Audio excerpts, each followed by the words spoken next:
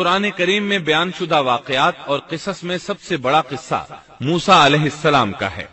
آپ اللہ کے اولو العزم رسول تھے۔ آپ کا قصہ قرآن کریم کی 73 سورتوں میں جا بجا پھیلا ہوا ہے۔ 73 سورتوں میں پھیلے ہوئے قصے کو یکجا کرنا آسان کام نہیں۔ ایسے واقعات کی جزیات کو قرآن و حدیث کی چھلنی میں سے گزارنا انتہائی ضروری ہے۔ تو آئیے سنتے ہیں قصہ سیدنا موسیٰ علیہ السلام کا۔ اللہ تعالی سورۃ القصص آیت 1 تا 3 میں فرماتے ہیں، شروع اللہ کے نام سے جو بڑا مہربان نہایت رحم والا ہے۔ تا سین میم، یہ روشن کتاب کی آیات ہیں۔ ہم آپ کے سامنے موسیٰ اور فرعون کا صحیح واقعہ بیان فرماتے ہیں ان لوگوں کے لیے جو ایمان رکھتے ہیں۔ ان آیات میں اہل ایمان کے لیے نصیحت اور یاد دہانی ہے، جبکہ انہی آیات میں فاسق، نافرمان اور کجرا لوگوں کے لیے ڈراوا اور وعید ہے۔ فرعون یعنی ولید بن مصعب بہت جابر اور ظالم شخص تھا۔ ظلم و جبر کی ان آخری حدوں کو پہنچ گیا تھا جن تک شاید انسانوں میں سے کوئی بھی نہ پہنچا ہوگا، یہاں تک کہ اس نے رب ہونے کا دعویٰ کر دیا۔ وہ اللہ تعالیٰ کا انکار کرتے ہوئے کہا کرتا تھا۔ فرعون کہنے لگا، اے درباریوں، میں تو اپنے سوا کسی کو تمہارا معبود نہیں جانتا۔ کہنے لگا، تم سب کا رب میں ہی ہوں۔ اس نے الوہیت اور ربوبیت دونوں میں اللہ تعالی سے جھگڑا کیا۔ یقیناً فرعون نے زمین میں سرکشی کر رکھی تھی اور وہاں کے لوگوں کو گروہ گروہ بنا رکھا تھا اور ان کے ایک فرقے کو کمزور کر رکھا تھا، اور ان کے لڑکوں کو تو ذبح کر ڈالتا تھا اور ان کی لڑکیوں کو زندہ چھوڑ دیتا تھا۔ بلا شک و شبہ وہ تھا ہی فساد کرنے والوں میں سے۔ اس نے لوگوں کے گروہ اور جماعتیں بنا رکھی تھیں۔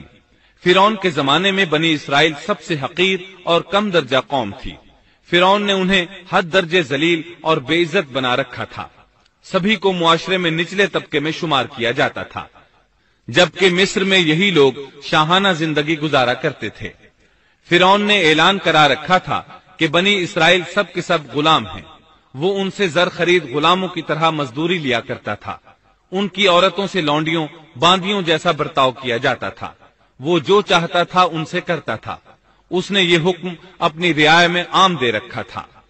مصر کے باشندے اعلیٰ درجے کے لوگ سمجھے جاتے تھے، وہ قبطی کہلاتے تھے۔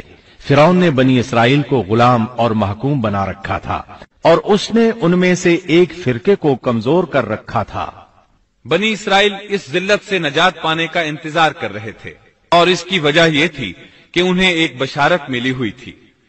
اس کے مطابق ان کا نظریہ تھا کہ فرعون کے گھر سے ایک بچہ نکلے گا جو انہیں نجات دلائے گا، اور یہ بھی بیان کیا جاتا ہے کہ یہ بشارت انہیں اس طرح ملی تھی کہ خود فرعون نے خواب دیکھا تھا کہ بیت المقدس سے آگ نکل کر مصر کی جانب بڑھتی چلی آ رہی ہے۔ وہ آگ مصر میں موجود تمام لوگوں کو جلائے ڈالتی ہے، مگر اس آگ سے بنی اسرائیل کے گھر محفوظ رہتے ہیں۔ فرعون نے اس خواب کی تعبیر کاہنوں سے پوچھی۔ وہ کاہن اس کے نزدیک عالم تھے۔ انہوں نے خواب کی تعبیر یہ بتائی کہ بنی اسرائیل میں ایک بچہ ایسا پیدا ہونے والا ہے جس کی وجہ سے مصریوں کی ہلاکت ہوگی۔ یہ تعبیر سن کر فرعون ڈر گیا۔ تب اس نے ایک خوفناک حکم جاری کیا، بنی اسرائیل میں جو بچہ پیدا ہو اسے قتل کر دیا جائے۔ اللہ کی قدرت دیکھیے کہ ہارون علیہ السلام اس سے پہلے پیدا ہو چکے تھے اور موسیٰ علیہ السلام کی والدہ امید سے تھی۔ فرعون نے اپنا حکم یوں جاری کیا تھا کہ اگر ان کے ہاں بیٹے پیدا ہوں تو انہیں قتل کر دو، بیٹیاں پیدا ہوں تو انہیں زندہ چھوڑ دیا جائے۔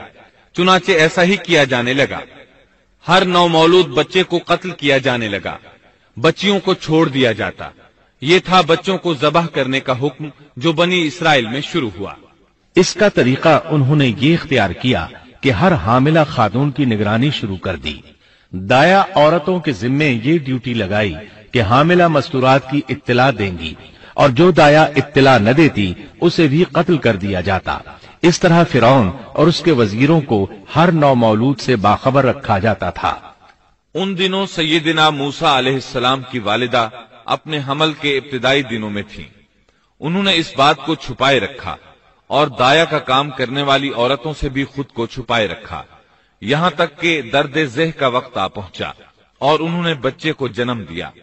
इस बारे में सिवाय करीबी लोगों के कोई नहीं जानता था। बच्चे की पैदाइश के बाद वो फिक्रमंद रहने लगी। हमल के दिनों में तो उन्होंने खुद को छुपा लिया था, अब बच्चे को कैसे छुपाएं? फिर भी अपनी पूरी कोशिश करती रहीं, यहां तक कि उनके पास अल्लाह का हुक्म आ गया। ये हुक्म अल्लाह ने उनके दिल में डाला था, यानी इल्का किया गया था। ये वो वही नहीं थी जो पैगंबरों पर आती है।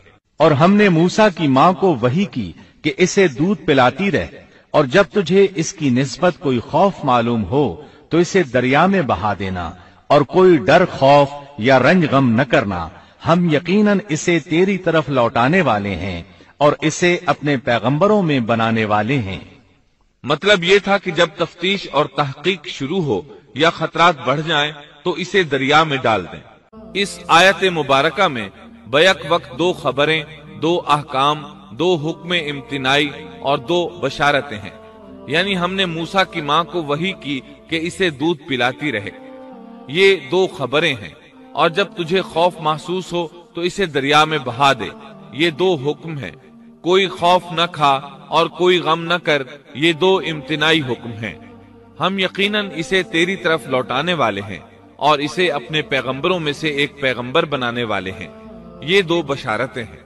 और फिर वाकई तलाश शुरू हो गई। बनी इसराइल पर सख्ती की गई। मूसा अलैहिस्सलाम की माँ ने अल्लाह के हुक्म के मुताबिक बच्चे को संदूक में रखा और दरिया में छोड़ दिया। साथ ही मूसा अलैहिस्सलाम की बहन से कहा, तू भी इसके पीछे पीछे चलती जा।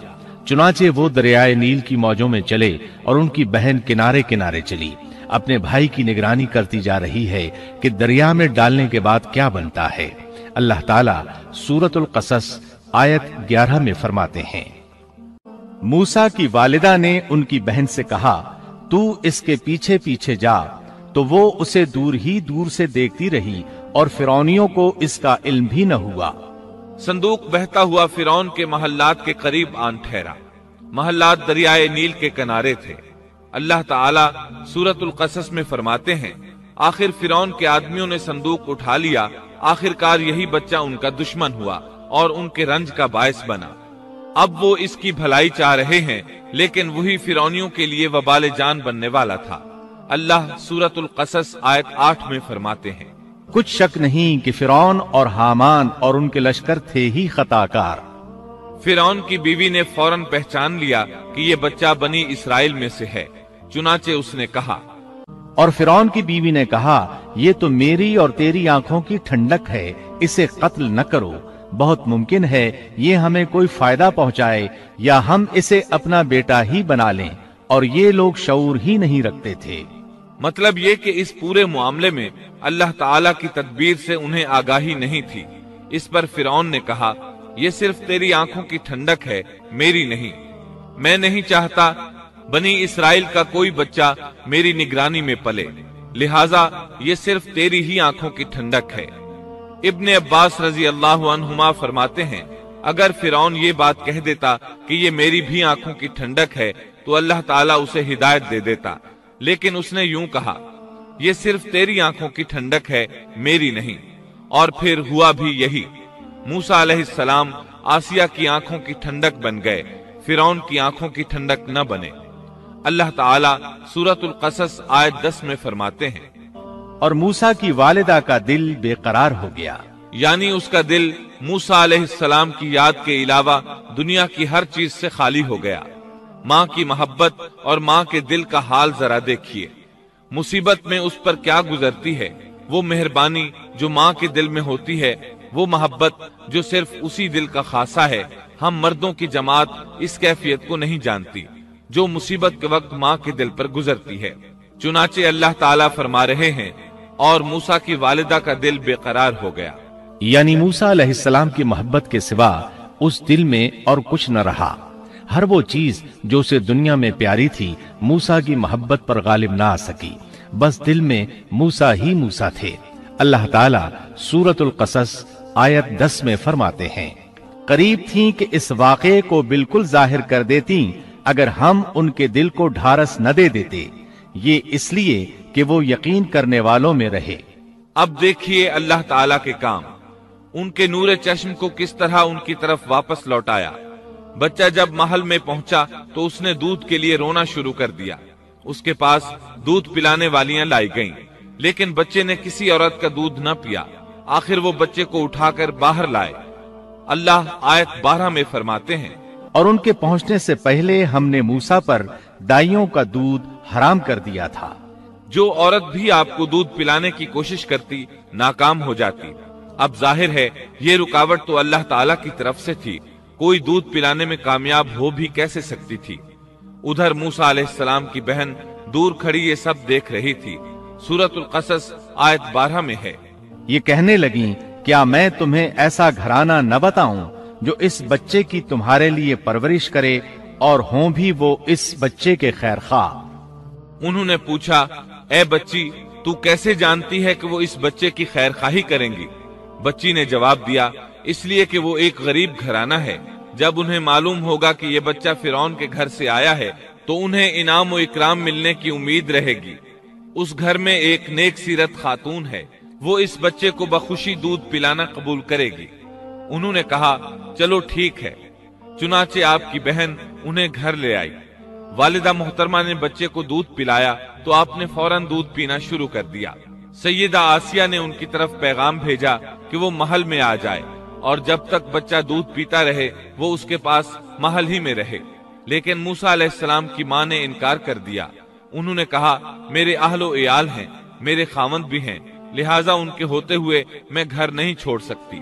اب چونکہ بچے نے کسی اور کا دودھ پینا قبول نہیں کیا تھا، اس لیے وہ خود بچے کو لے کر آتے تھے۔ اس طرح موسیٰ علیہ السلام کی والدہ کا بے حد احترام ہونے لگا۔ فرعون کے ہر کارے تحفے تحائف ان کے گھر لانے لگے۔